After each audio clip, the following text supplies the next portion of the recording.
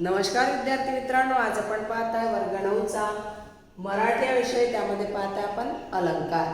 अलंकारमध्ये आपण पाहिला आतापर्यंत उपमा अलंकार आणि अलंकाराचे दोन अर्थालंकार आणि शब्दालंकार पाहिलं.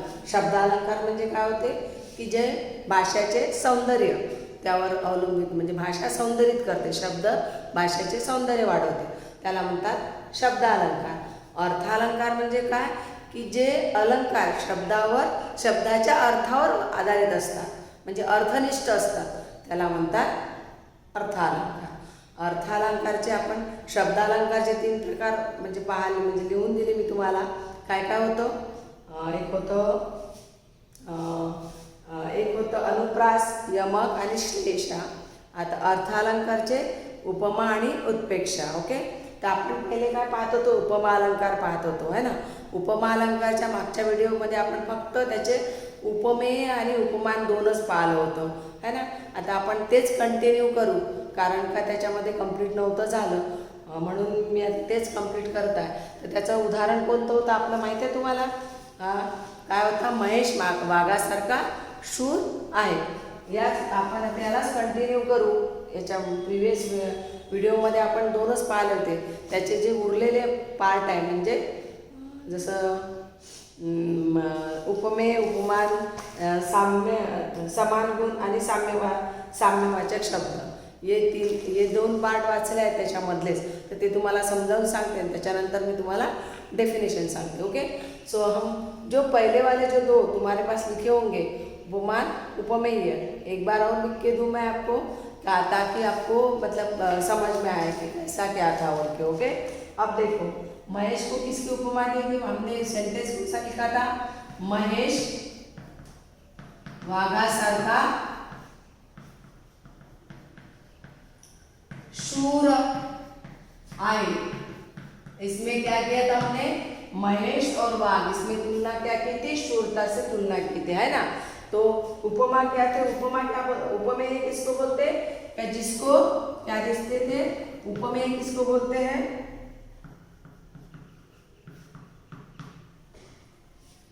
कि ज्याला उपमा देते,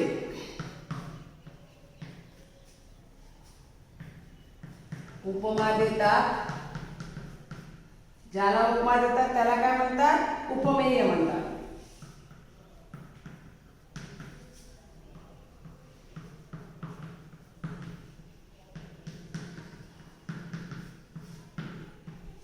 है ना.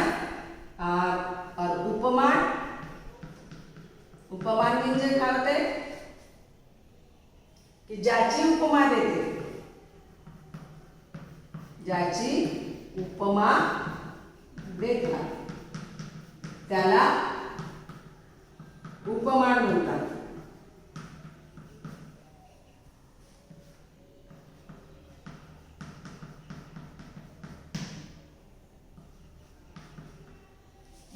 ये 2 तो हुए थे हमारे इसके पिछले वाले वीडियो में. ओके, अब हम देखेंगे कि महेश को मैंने लिख के दिया था. महेश को क्या बोलेंगे? महेश को क्या बोलेंगे? उपमेय बोलेंगे. और वाघ को क्या बोलेंगे? उपमा बोलेंगे. क्योंकि देखो, उपमेय ज्याला उपमा देता, किसको उपमा दी है? महेश को उपमा दी है. और किसके दिए है? तो वाघ के दिए, तो उसको क्या बोलेंगे? ज्याची उपमा देते त्याला कौन सा बोलेंगे? उपमान बोलेंगे. अब उसके बाद देखेंगे समान गुणधर्म. समान गुणधर्म मीन्स क्या होता है ना. समान गुणधर्म मीन्स होता है कि यानी दोनों वस्तु में जो समान गुण रहता है उसको बोलते हैं समान गुणधर्म. ओके, अब यहाँ पे क्या है? ये शूर जो वर्ड है, इससे हमको उसकी दोनों कैसे है? शूर है, दोनों शूर है ना. महेश भी शूर है वाघ के समान, और वाघ तो शूर है ही है. तो शूर समान गुणधर्म किसमें आएगा? शूर इस शब्द से, मतलब शूरता से. तो पहला आएगा समान गुणधर्म मीन्स क्या होता है? पहले लिख लो आप, समान गुणधर्म.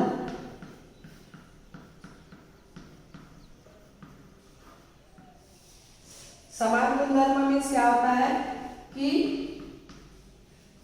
ज्या 2 वस्तूमध्ये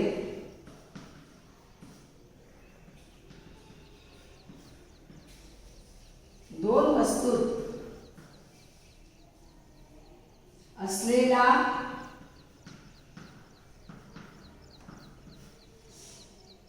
समान गुण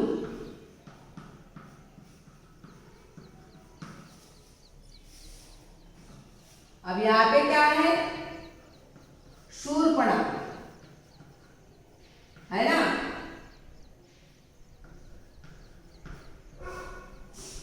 यहाँ पे शूरपणा है, इसलिए ये क्या हुआ, शूरपणा क्या हुआ, उसका समान गुणधर्म हुआ।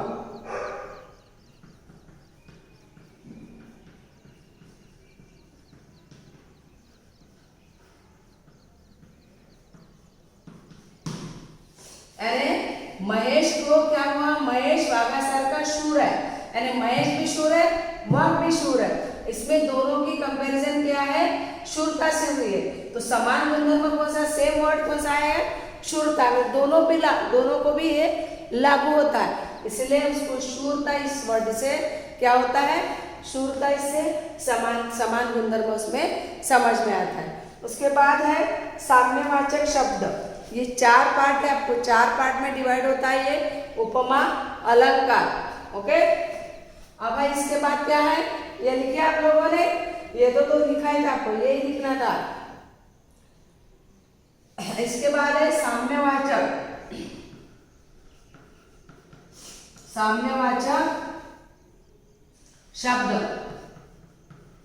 साम्यवाचक मीन्स सेम जो सेम वर्ड आता है उसको बोलते हैं साम्यवाचक। मीन्स क्या हुआ, सारखेपणा दाखवणारे शब्द।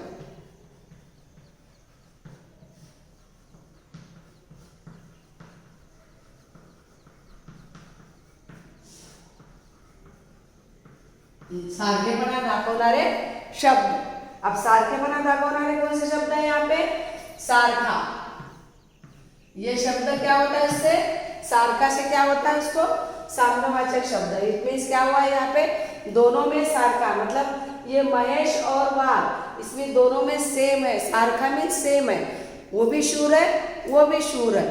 यानी उसमें से ये 2 शब्दों से, ये सारखा शब्द से हमको क्या पता चलता है, साम्यवाचक शब्दों का पता चलता है। ओके, अब हम दूसरा भी उदाहरण लेंगे, पर पहले ये कंप्लीट कर डालते हैं।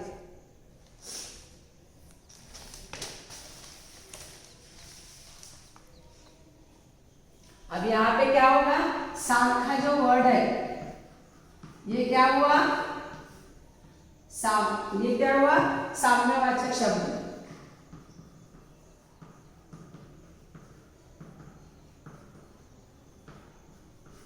सारखा क्या हुआ, साम्यवाचक शब्द। ओके, यहाँ तक समझ में आप लोगों को।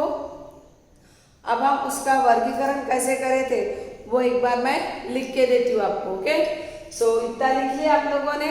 ये ऊपर का ड्रॉप करूँ मैं, ये देखो यहाँ तक आपको आया है। इसमें से उपमेय हुआ था पिछले बार हमारा, और उपमान भी हुआ था, राइट। ये 2 नहीं हुए थे, इसलिए मैंने ये दोनों को नहीं इरेज किया।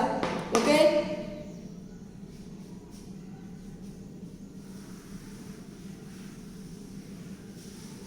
अब इसका हम कैसे करेंगे, देखो अब हम चारों में कैसे डिवाइड किया था। ओके, अब ये है हमारा सेंटेंस। ओके, इसमें से उपमेय कौन है, उपमेय कौन था, महेश। क्या था, महेश क्या था, उपमेय। और उपमान कौन था, वाघ। उपमान कौन था, वाघ।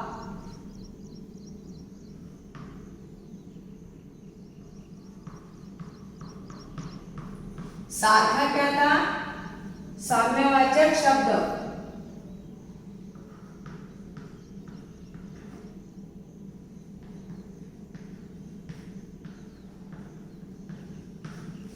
है ना, ये साम्यवाचक शब्द था। और शूर क्या था, उसका गुणधर्म का, है ना, समान गुणधर्म।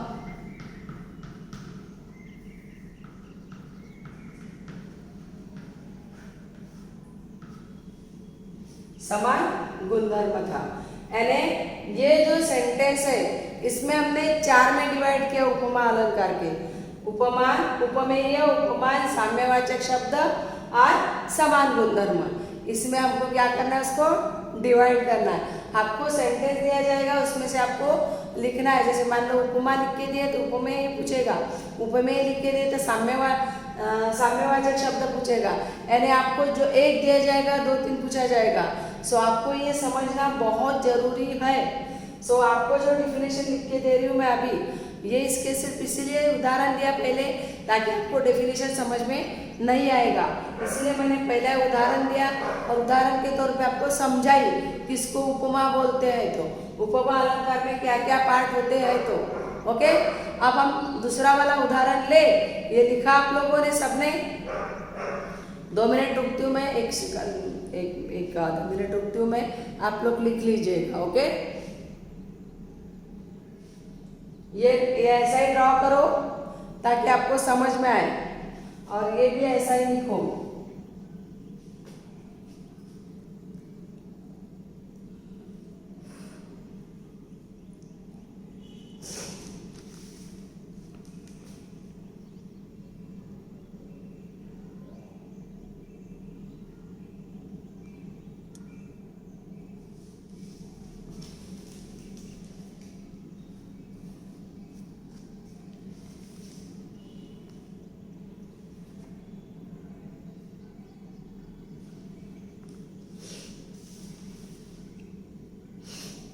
इसके मैं उदाहरण और सारे दूंगी आपको, वीडियो में ही बताऊंगी क्या क्या है। इसके 2-4 उदाहरण और दूंगी। ओके, अभी तो ये समझाने के लिए एक उदाहरण दिया मैंने, लिखाऊंगा आप लोगों ने।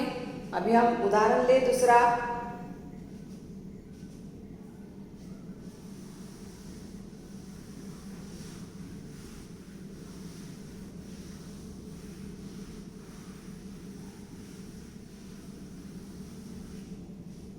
ओके, नाउ लिसन।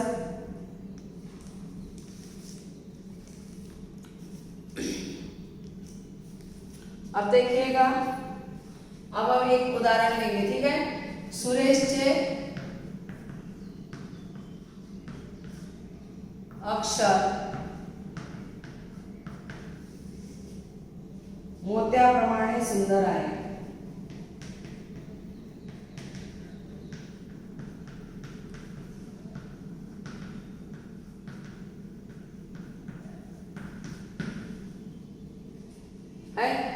सुरेशचे अक्षर मोत्याप्रमाणे सुंदर आहे।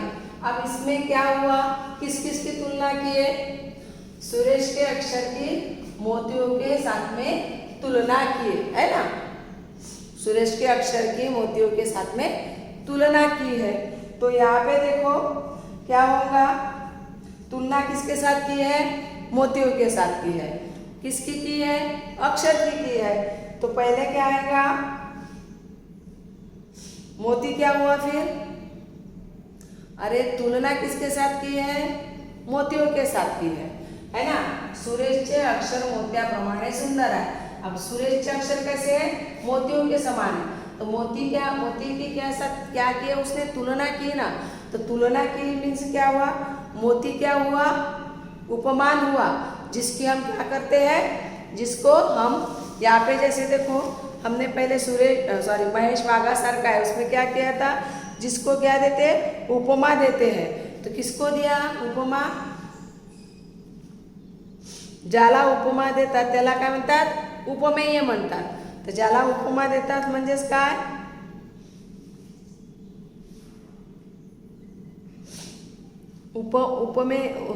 उपमेय किसके साथ किया है? अक्षरों के साथ किया है ना। तो ज्याला उपमा देतात, किसको उपमा दिए? अक्षरों को उपमा दिए। तो अक्षर क्या हुआ? उपमेय हुआ ना। अक्षर क्या हुआ?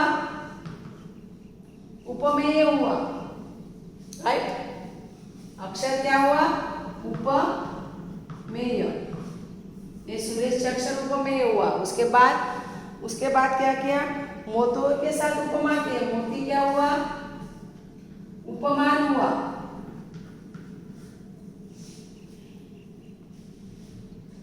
और सारखेपना किस शब्द से हुआ? सुंदर, इस सुंदर शब्द से हुआ।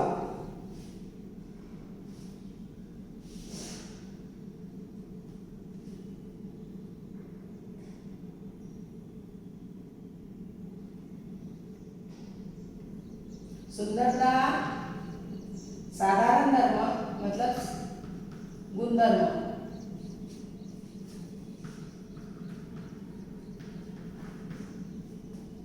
धर्म प्रमाणिक हुआ साम्यवाचक। मोत्याप्रमाणे सुंदर आहे, हा काय झाला? एवढा उपमेय झाला, उपमान झाला, समान धर्म झाला। प्रमाणे म्हणजे सारखा, नाही का?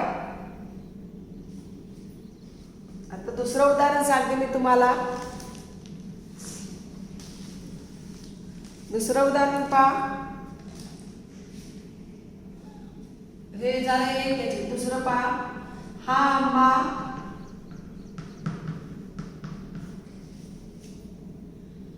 आंबा साखरेसारखा गोड आहे।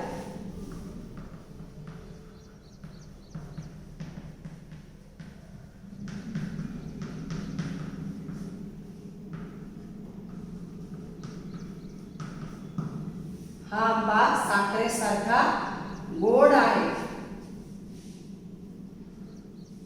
आता आंब्याची कशासोबत तुलना केली? साखरेसोबत केली आहे ना। आंब्याची साखरेसोबत काय केली? तुलना केली, बरोबर? तर मग ज्याच्याशी तुलना करते त्याला काय म्हणतात? आंब्याची कशाची तुलना केली? आंब्याची तुलना साखरेसोबत केली, तर आंबा काय झाला? उपमेय झाला। याच्यात काय झालं? आंबा हा उपमेय आणि उपमान काय झालं? मग साखरेसोबत केली ना, साखर काय झालं? उपमान। सारखा काय झालं? साम्यवाचक शब्द।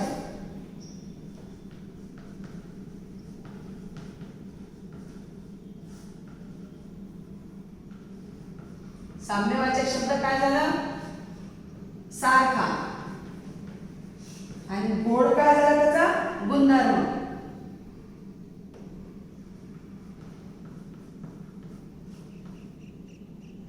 समान गुणधर्म, गोड, मधुर। समजलं? याने उपमा अलंकार मध्ये 4 पार्ट मध्ये डिवाइड होते। कसं? आता पहिला हा आंबा कशाशी तुलना झाली? त्याची साखरेशी झाली। ज्याची तुलना झाली तो काय? उपमेय। ज्याच्याशी झाली तो काय? उपमान। आणि याच्यातला साम्यवाचक शब्द कोणता आहे? साखर। आणि कोणता गुणधर्म आहे याच्यात? गोडवा आहे, म्हणजेच मधुरता आहे। त्याचा गुणधर्म काय? समान गुणधर्म, गोड। हे 4 मध्ये वर्गीकरण केलं। आता याच्यानंतर पाहू आपण डेफिनेशन, म्हणजेच आपली त्याची उपमा अलंकार म्हणजे काय, त्याची डेफिनेशन आपण आता पाहू। ओके, एवढं लिहून घ्या तुम्ही, उदाहरण लिहून घ्या, उदाहरणाचे पार्ट लिहून घ्या। त्याच्यानंतर पाहू आता आपण डेफिनेशन, म्हणजे उपमा अलंकार म्हणजे काय। उपमा अलंकारची डेफिनेशन आपण पाहू की 2 वस्तूमध्ये, 2 याची डेफिनेशन लिहा तुम्ही। 2 वस्तूमधील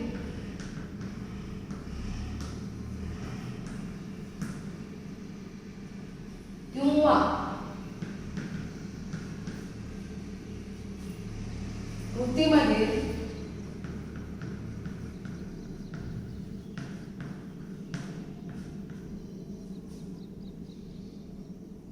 साम्य, इक्वॅलिटी,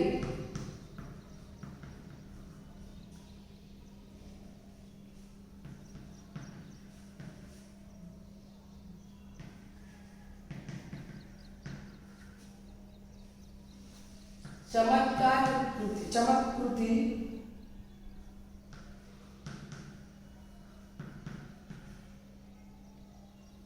पूर्ण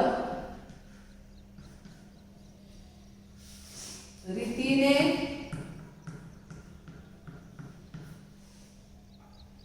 जिथे वर्णन केले जाते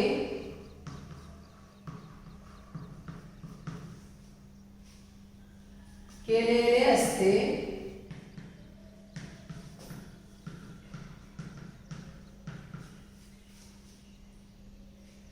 तिथे उपमा अलंकार, तिथे हे लिहिलं एवढा साखरेवाला गोडवाला, याचे चारही पाठ लिहिले.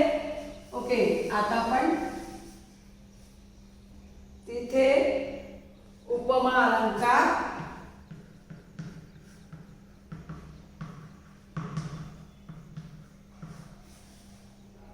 होतो.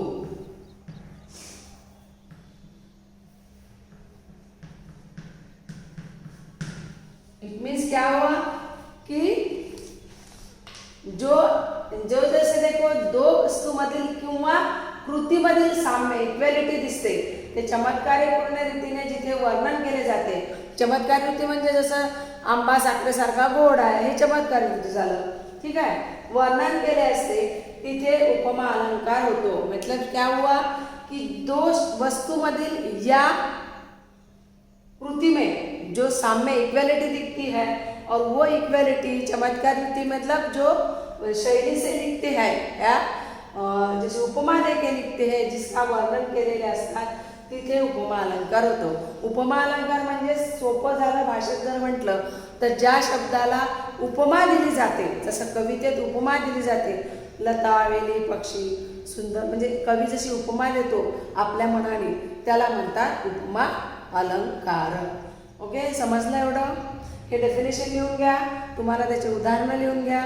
त्याचे उदाहरणाचे 4 पार्टमध्ये डिवाईड करून दिलं होतं मी. याच्या पुढच्या व्हिडिओला मी तुम्हाला आणखी काही उदाहरण देईल आणि त्याच्यानंतर आपण उत्प्रेक्षा घेऊ. ओके, हे एवढं समजलं. त्याच्यानंतर अजून 2-3 उदाहरण घेऊ आपण. हे पुढच्या व्हिडिओला देईल मी आणि त्याच्यानंतर तुम्हाला उत्प्रेक्षा अलंकार शिकवेल. ओके, यहाँ तक समझ में आप लोगों को? इसके बाद हम और 2-3 उदाहरण लेंगे, एग्जाम्पल लेंगे और उसके बाद हम देखेंगे. Okay, so bye bye, have a nice day.